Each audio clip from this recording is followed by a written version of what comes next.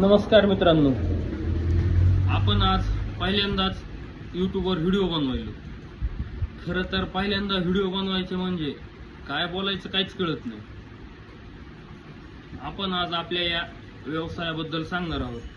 व्यवसाय प्लस शेती दोन्ही पण गावामध्ये राहून करता येतं आणि ते सध्या काळाची गरज आहे. एका कुठल्याच धंद्यावर डिपेंड राहून आपलं घर नाही चालू शकत सध्या.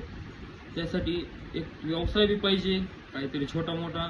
शेती पण पाहिजे, शेतीतून उत्पन्न पण पाहिजे. म्हणजे दोन्हीचं उत्पन्न मिळून आपलं काहीतरी घर थोडंफार काहीतरी चालू शकतो. घर खर्च वगैरे धंद्यातून निघू शकतो.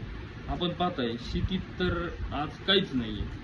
आता बघा, 1.5 महिना झाले पाऊस नाही ना काही नाही. जेवढा खर्च केला आहे तेवढा पण पूर्ण मातीतच गेला.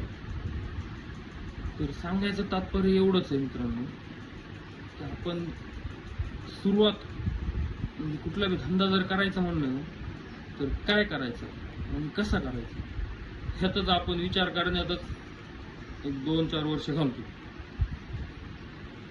तर पहिले धंदा कुठला करायचा त्यासाठी अनुभव पाहिजे, सगळ्या गोष्टी पाहिजे.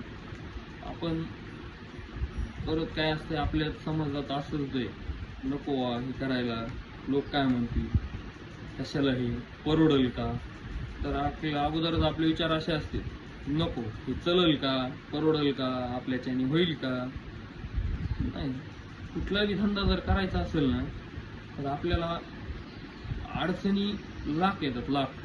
त्या अडचणीचा सामना करून आपल्याला पुढे जायचं असतं. तुम्ही छोटं गणित, छोटंसं एखादं उदाहरण द्या. समजा आपल्याला एखादी शेतीतलं घ्या किंवा धंद्यातलं घ्या, कुठली गोष्ट करायची म्हणलं ना ते 4 लोक आपल्याला चांगले सांगणारे असते. बाकी 99% लोक आपल्याला कशाला करतो, की तुला कधी व्हायचं, तुझ्याच्याने नाही होणार, हे असे सल्ले देणारे आपल्याला भरपूर जण भेटते. त्यामुळं 4 लोक काय म्हणतील, कोण काय म्हणेल, ह्याच्यापेक्षा आपल्याला काय आवडतंय आणि आपण काय करू शकतो ह्याच्यावर जास्त लक्ष देतो. आपल्याला समज वाटलं आपण हे 100% करू शकतो. शेतीत पण काम करू शकतो किंवा एखादा छोटासा हॉटेल टाकलं, हॉटेलमध्ये पण काम करू शकतो. आपण हॉटेल पण उत्कृष्टपणे चालवू शकतो. तर आपण चालवायला पाहिजे, त्यात काय अडचण आहे. लाजायचं नाही. लाजलं ना तो संपला. लाजून कधीच कुठलंच काम होणार नाही तुमचं. लाज सोडून द्या आणि काम करत राहा. समाजामध्ये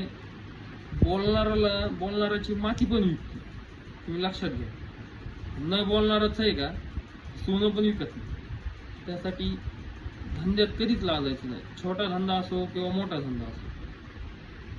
नाहीतर आपल्याला काय वाटतंय, पहिल्यांदाच आपण मोठा धंदा टाकावं, 10-20 लाख गुंतवावं, 5-50 लाख ऑफिस असावं, PC वगैरे सगळं असावं आणि आपण त्यातून धंदा करू. तसं नसतं.